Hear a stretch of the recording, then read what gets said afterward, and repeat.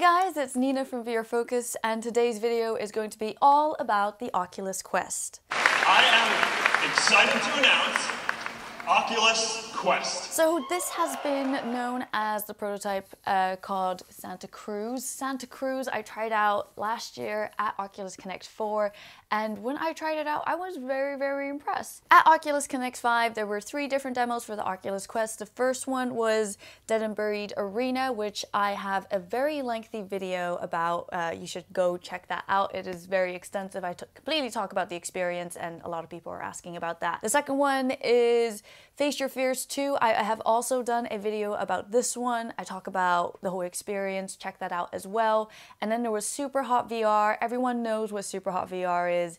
And for the Oculus Quest, I actually think this was the best experience that they could have chosen for the Quest. It's just to showcase it. It's very smooth, very easy. You move around into space a lot and you don't feel like you're attached to a computer. For Super Hot VR, excellent choice, and with just the way it looks and just the way it's done, it's perfect for virtual reality. The last virtual reality demo was Project Tennis Scramble. Now Kevin tried it out, I didn't get to try it out, but essentially they recreated a tennis court where 2 Oculus Quests were put together, one in a bigger space, one in a smaller space, and the idea is that you play against each other. What was quite interesting was that when Kevin tried it out, the person who was setting up the Oculus Quest was quite short. And when Kevin put it on, Kevin was significantly taller, and therefore the tracking completely messed up. We've got Kevin here in the background demoing the tennis game. However, it's already crashed. I broke it.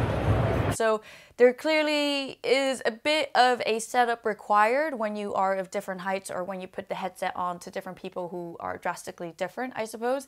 And I'm quite curious to figure out what it is that you have to do. Would it be very similar to like the Steam VR setup, in the sense that you have to take the controller and manually map out the space where you can walk around? What do you have to do when you put an Oculus Quest on someone else? Surely if you have a standalone headset, you want to just put it on and it just works instantly and instantaneously. With regards to comfort, it still has like the Oculus Rift design. So for me, I can still see through the little slit where your nose is supposed to be. And apparently people like the fact that you can see the real world and choose to look at the real world if you so want to. So kind of like realize that you're in virtual reality. It is quite light compared to all of the other standalone headsets like the Lenovo Mirage or any of the Windows Mixed Reality headsets or any of the standalone headsets that I've tried. It is quite light. Like I can kind of maybe compare it to the Vive Focus, but the Vive Focus I think is a little bit more uncomfortable to wear. The price is extremely good, $399. It's coming out next spring.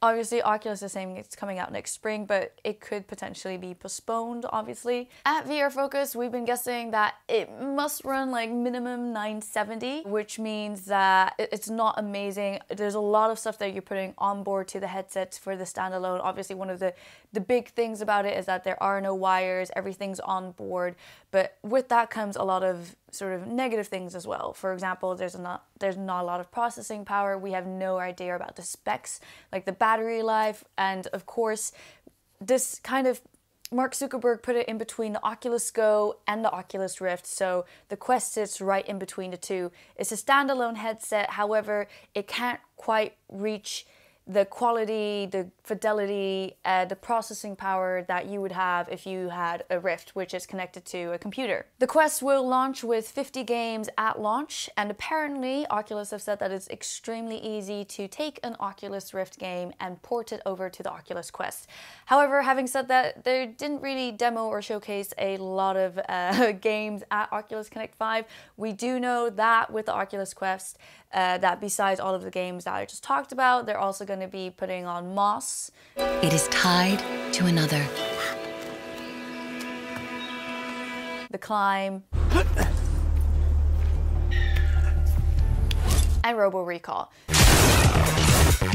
So those are like old-time favorites that are going to the Oculus Quest, and of course, I think those will be extremely fun. The Quest will launch with 2 controllers. You do not need any extra sensors. There's inside-out tracking, and you got 6 degrees of freedom. This, for virtual reality, is going to be absolutely groundbreaking. I think this is what virtual reality should have been like maybe a year ago. This is kind of like the virtual reality headset that I wish existed, because everyone who works in virtual reality just understood it. They understood the potential, they understood what it could be. And this is the headset, rather than the Go, rather than all of the Microsoft Windows mixed reality headsets.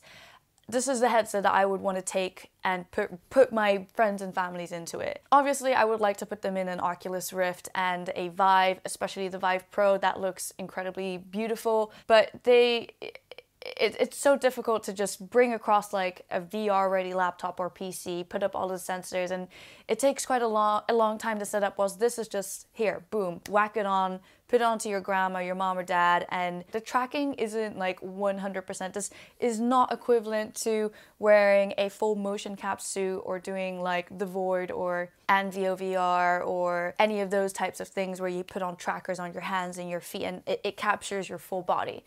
But it's almost there, and this is going 100% into the right direction.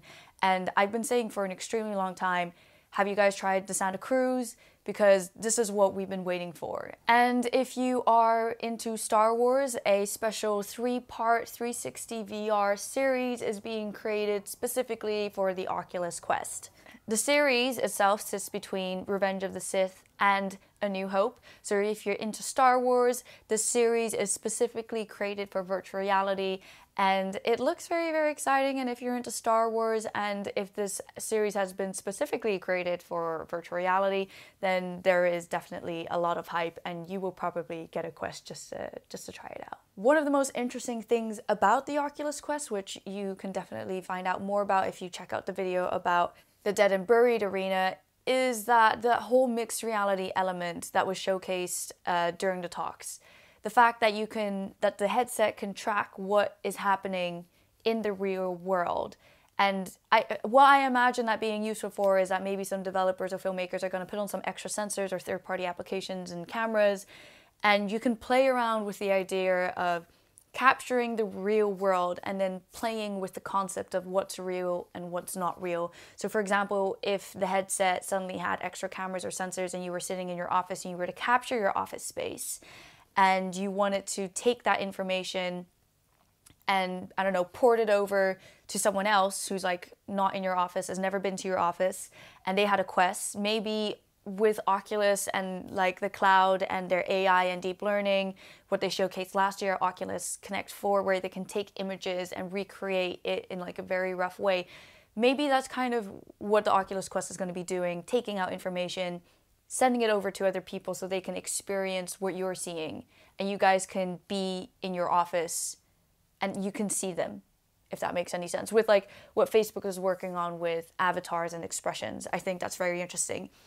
What I do worry about with the Oculus Quest, and I'm not saying that I have anything to hide, but the whole idea that there is inside-out tracking and it's collecting all of this information and scanning the room just like what the HoloLens does, is what about privacy?